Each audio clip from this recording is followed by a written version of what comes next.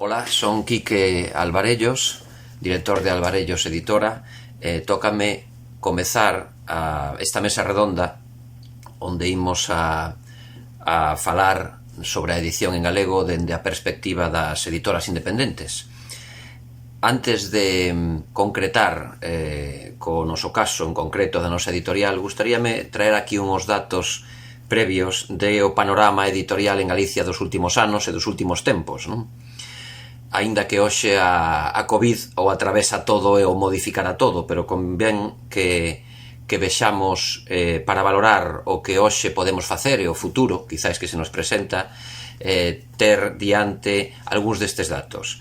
En primeiro lugar, os datos da edición en Galicia de 2006 ao 2016, que o Consello da Cultura Galega fixo públicos hai un par de anos.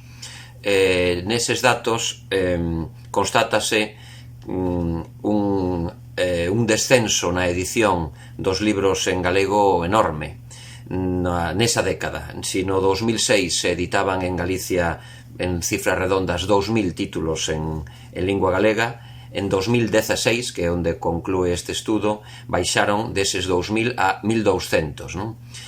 No 2010, cando ainda a crise do ano 8 ainda non se tiña pousado sobre a industrias culturais, no 2010 chegouse a 2.500 títulos en lingua galega no 2010 e baixando ata 1.200 en 2016, non? Descenso de títulos, descenso de tiraxes, perdas económicas enormes e un descenso do gasto público nos orzamentos de apoio ao libro e á lectura nesa década de aproximadamente un descenso do 50%. Ese foi o panorama negro da edición en Galicia na década 2006-2016 que recolle o Consello da Cultura Galega no seu informe. Isto foi variando nos seus últimos anos previos á Covid, previos a este 2020, no 2018, 2000 e 2019. De aquí traio o informe máis recente da Federación de Gremio de Editores de España, que é o informe, o barómetro de hábitos lectores, o informe sobre a lectura de 2018, onde se concretaba que o número de lectores por ocio, non de lectores por imperativo académico ou profesional, senón lectores que van espontaneamente ás librerías a mercar o seu título querido, pois ascendera ao 61,8% da poboación, e o número de lectores habituais estaba en 2018, que é os últimos datos dos que dispoñemos, en no 49,3%, é dicir, a metade da poboación española, falamos a nivel de toda España, afirma nas enquisas deste barómetro que habitualmente, todas as semanas, lé, non? Isto podemos velo como algo positivo, a metade da poboación lé, e como algo moi negativo, dicindo que a metade da poboación non lé, non? Ben, tamén se di que o lector digital medra cada vez máis, pero o 80% dos libros digitais lense sin ter feito un pago previo por a súa lectura, non? Isto é tamén moi digno de ter en conta. Para nós, para a cidadanía galega, para o sector cultural e editorial galego, este informe lector da Federación do ano 2020, que teño agora datos aquí do emitido en xaneiro de 2020, fala da que a lectura en galego espontánea, é dicir, a xente que vai a unha librería e espontaneamente escolle a lingua galega para mercar un libro, é do 4% do número de persoas que se achegan ás librerías. É dicir, é un dato terrible, un dato enormemente baixo e que nos ten que preocupar moitísimo, non?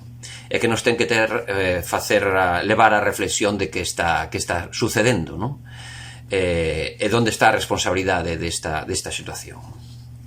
Ben, este é o panorama da lectura, da edición, que quería traer un pouco como preámbulo para falar un pouco xa máis en concreto do que podemos facer, do que estamos a facer, do que queremos facer as pequenas editoras, as editoras independentes na noso país, na nosa terra, para poder continuar cos nosos traballos e poder continuar aportando contidos e calidade nas nosas edicións, non? un panorama difícil. Temos este 4% e aínda estou falando de situación pre-Covid, é dicir, antes do 2020, non? De todo o que acabo de decir. É dicir, estamos nunha situación moi delicada, non? Entón, a estrategia, o obxectivo, máis ben, o obxectivo é gañar público lector, é evidente, non? Falábamos dese terrible 4% de lectores, de lectoras, de compradores espontáneos de literatura ou de lingua galega, de edición en galego, non? O mercado galego, sumando a ese 4% os lectores e lectoras que por selección dos seus centros docentes profesionais que mercan libros en lingua galega, sube hasta o 17%. É dicir, o mercado do libro galego, sumando o espontáneo máis o académico, o docente, o escolar, non? Sube ata ese 17% que agora acabo de concretar, non? Entón, gañar público lector, digo, como obxectivo prioritario para o noso futuro, próximo, inmediato, medio e longo prazo, non? E aquí a estrategia non queda outra que xuntar esforzos, non? Primeiro, nosas editoriais, non? E nós, como Alvarellos Editora, temos un compromiso firme de aportar primeiro contidos de calidade, non? Cada libro, cada edición ten que atraer pola calidade do seu contido, non? Apostar por, sexa o xénero que sexa cada un de nós, ese contido ten que ser o mellor do que se pode mostrar sobre ese tema calquera, sexa ficción, non ficción, álbum ilustrado, poesía, teatro, é dicir, xéneros minoritarios ou xéneros mayoritarios, contidos de calidade, e despois ser presentados dun xeito do máis atractivo posible, adaptado aos novos tempos, non? Eso por unha banda. Por outra banda, ese xuntar esforzos diríxese aos nosos aliados naturais, que son as librerías, o lugar onde se comercializan os nosos libros, non? É preciso máis que nunca crear alianzas entre librerías e editoriais para, bueno, apostar por as nosas publicacións, non? Se falábamos dun 17% do mercado editorial en libro galego, bueno, pois eso, un cada 5 libros que se venden nunha librería en lingua galega, pois, por exemplo, creando espazos nas librerías para que un cada 5 libros, sexa en escaparates, sexa nos mostradores preferentes do interior, estea rapidamente, visualmente de acceso ao público, non? Ben, a estrategia natural de todas as sociedades é librerías con editoras sempre da man, non? Non hai outra, non? En terceiro lugar, as bibliotecas, non? As bibliotecas teñen que ter as nosas novidades, bibliotecas municipais, que algunhas con máis dificultades, outras con menos, sabemos dos seus esforzos, as bibliotecas dos centros escolares, sabemos dos seus esforzos e da súa ansia por potenciar a nosa cultura e a nosa lingua, os centros docentes, os clubes de lectura, os centros socioculturais, é dicir, esta estrategia, estas sinerxias, este xuntar esforzos que empeza, como dixen, polas editoras e continúa polas librerías, debe abarcar inexcusablemente a todos estes espazos que acabo de citar, estas bibliotecas, centros docentes e clubes de lectura, e despois a administración pública, non? Xunta, deputacións, concellos, non? Aquí é dicirlles que quizáis unha vez máis que a lectura e a cultura é un dos piares do desenvolvemento tamén económico, non solamente cultural de cada unha das persoas da nosa sociedade, sino tamén económico, non? Se as sociedades ten eses piares básicos recoñecidos na sanidade, na educación e nos servicios sociais, o cuarto é a cultura, non? E a lectura é o motor dese coñecemento cultural, non? Por eso, cada editora e desde a propia Asociación Galega de Editoras sempre estamos a solicitar que o 2% do orzamento da administración, en este caso da administración autonómica, da Xunta de Galicia, se destine a gasto cultural, a investimento cultural, máis que gasto cultural, non? Ese orzamento, según as tarifas e os datos que se empregan internacionalmente, no caso de concellos, da administración local, debe ser entre o 5 e o 10% do seu orzamento, non? Con eso, se pode empezar a dar a volta ás situacións ou ás as cifras ou a este panorama delicado do que estamos a falar, non?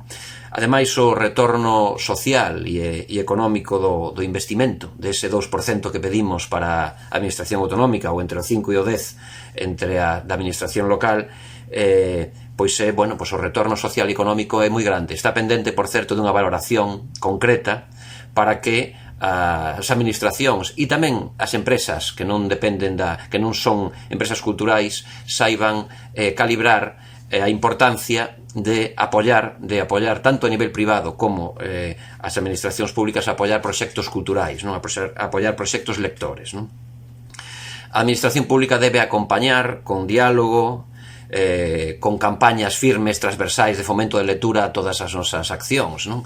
Eso é algo indispensable para poder continuar o camiño tan delicado e que, como digo unha vez máis, coa COVID requerirá de novas diagnoses, non? Que farei ahora brevemente cara ao final. Entón, de cara ao futuro, e vou concluindo, falaba de conquistar novos públicos, de gañar público lector, de seducir, de persuadir, non? Entre todos nós, entre todo este conglomerado de esforzos de institucións públicas e privadas, empresas, de industrias culturais, para asentar o consumo da lectura en galego, non? Despois están estrategias concretas das empresas, e aquí hai un caso do noso panorama, que é a da editorial Calandraca, na súa internacionalización dos contidos galegos, non? Sendo un país, Galicia, con poucos habitantes e con unhas tasas de lectura que podemos afirmar que a metade da xente lee, pero a metade da xente non lee, non? Con esas tasas de lectura, para sobrevivir empresarialmente faise imprescindible a internacionalización dos contidos, é dicir, ser capaz de exportar e de importar contidos para poder chegar a un momento en no que se fagan viables as nosas empresas, as nosas pequenas empresas, en moitos casos microempresas, non? Estes días se formou, acaba de constituirse precisamente en novembro, para poder empezar a funcionar a Mesa do Libro, promovida polo Ministerio de Cultura. Acaba de anuncialo e co consenso da propia Federación e das Cámaras do Libro e da Federación de Editores dos Gremios de España, na que a Asociación Galega pertencemos. Pois un dos eixos principais de actuación nesta Mesa do Libro vai ser a pluralidade lingüística. Isto é importantísimo, é dicir, unha das cousas pendentes no Estado español desde a transición é considerar que o Estado ten 4 linguas, non? E accións culturais, editoriais a favor desa consideración, non? Son 4 linguas e queremos chamarlle 4 linguas españolas, non? Tendo en conta esta circunstancia, as políticas activas a favor desa pluralidade lingüística teñen que ser firmes e teñen que ser de unha vez xa asentadas e de apoio a través do Instituto Cervantes, a través das institucións dos propios ministerios en coordinación coas comunidades e coas asociacións dos gremios editores de cada un de nós, non? Isto é un punto pendente durante 40 anos e que verte un pouco de luz no que pode ser o futuro, na estrategia de futuro de cada administracións, a consideración das 4 linguas do Estado español a hora de potencialas e de axudalas. Ben, isto é un pouco o que quería decir desde a nosa visión editorial, e agora todos son incógnitas de cara ao futuro despois da pandemia, porque partíamos de unha situación moi delicada, pero o que confiamos é que tanto as administracións como as persoas, todos os que consumides cultura, os que a xente que se achega a unha librería a buscar o seu título favorito, a súa lectura favorita, sexa capaz, sexa quen de apostar pola cultura como futuro, non? Si nestes meses de COVID, de confinamento, está sendo un salvavidas, non? A cultura non é adorno, non? A cultura é un antídoto contra moitas cousas, e viuse no confinamento que foi un antídoto contra o baixón dese illamento que nos someteu e que nos está a someter ao virus da COVID, non? As administracións non poden, si despois do 2008 vimos como unha fuxida a veces nas administracións públicas, algunhas sobre todo todo das axudas que o vían como un gasto despois do 8 nos anos 11-12 cando foi a crise profunda, un gasto o investimento cultural. O 2020 despois da Covid ten que deixar no pouso orzamentario das administracións todo o contrario, non? Que o investimento preciso, necesario, e que hai que apostar firmemente por el. Así o esperamos, moita saúde e ánimo para todos e que saiamos desta, si pode ser un pouco máis reforzados, en todo caso, que non se deteriore o panorama tan feble que estábamos vivindo hasta o ano 2018-19, que foi cando se quería iniciar un pouco a recuperación. Un saúdo a todos.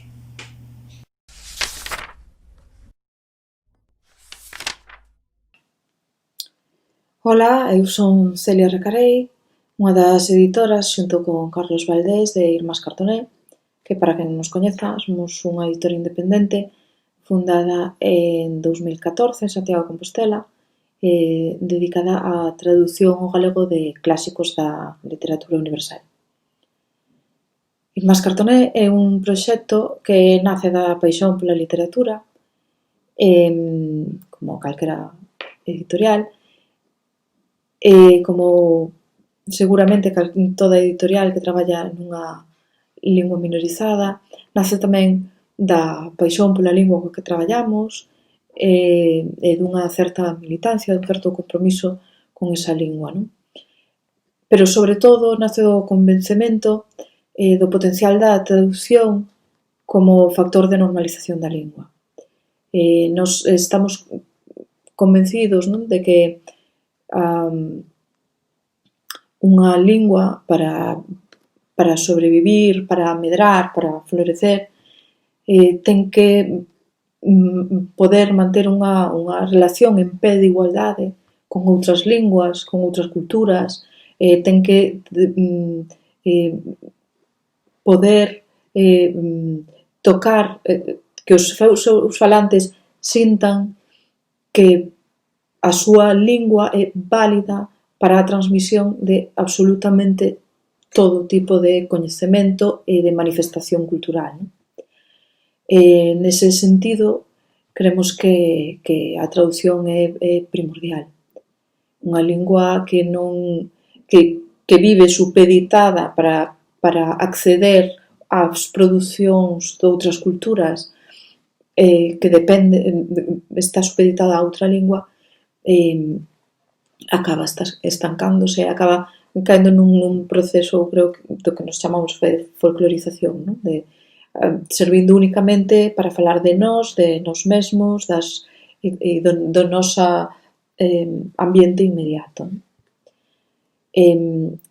Creo que é importante lembrar, non? Cando falamos de linguas minorizadas, de publicar en linguas minorizadas, claro, ningunha lingua é minorizada de por sí, unha lingua é minorizada na medida en que convive e compite cunha lingua que a minorizou, cunha lingua, polo tanto, máis forte, máis potente en canto á súa influencia social, á súa influencia política, económica e, polo tanto, cultural.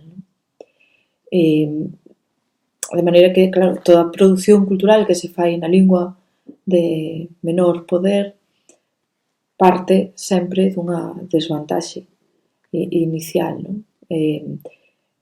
Polo que sempre vai ter menos visibilidade, máis dificultade para chegar ao público e,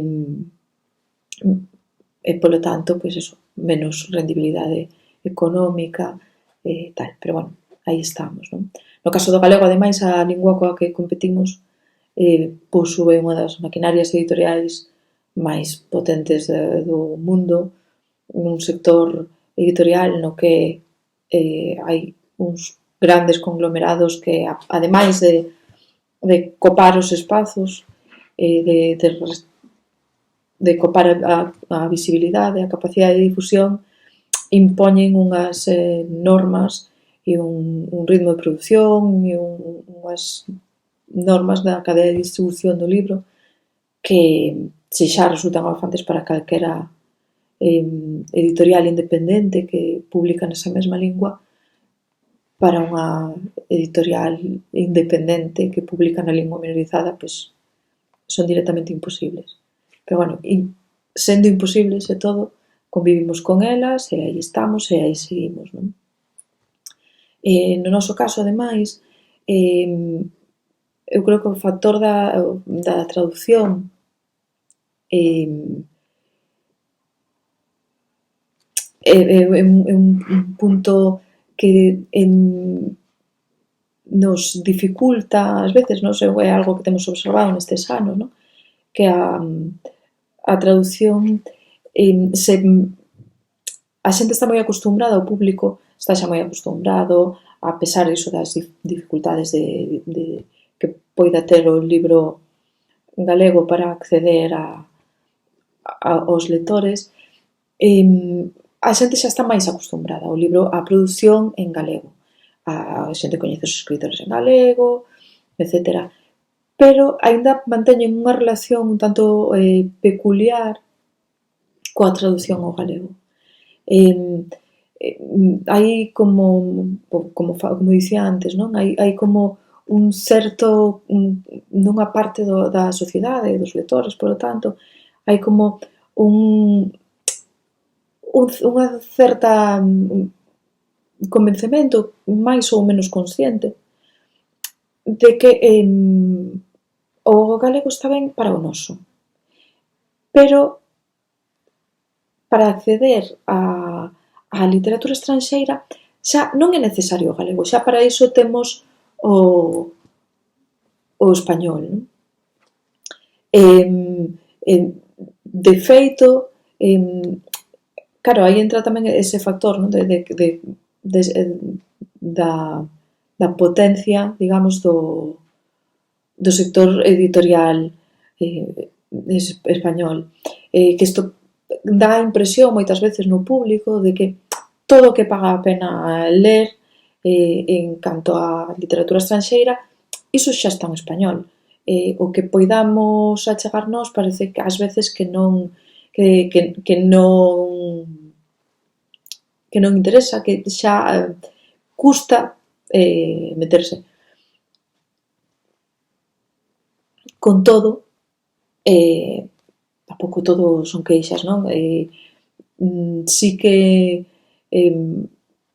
dentro da nosa capacidade limitada, si que nestes anos de trayectoria, pois hai moitas satisfaccións, non? Polo camiño, a pesar de parece que estou comentando así máis cousas negativas,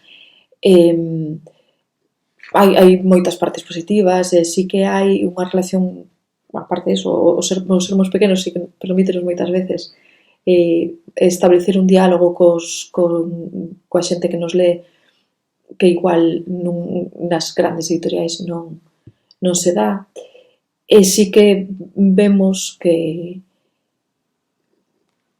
sí, que esa mensaxe nunha botella que é todo o libro que editas de alguma maneira, sí que chega, sí que acaba chegando a pesar de todo, se acaba entendendo, iso dentro do público pequeno que imos tendo, é moita xente, non? Que si agradece, nos lee, nos escribe, nos fai saber que o noso labor interesa.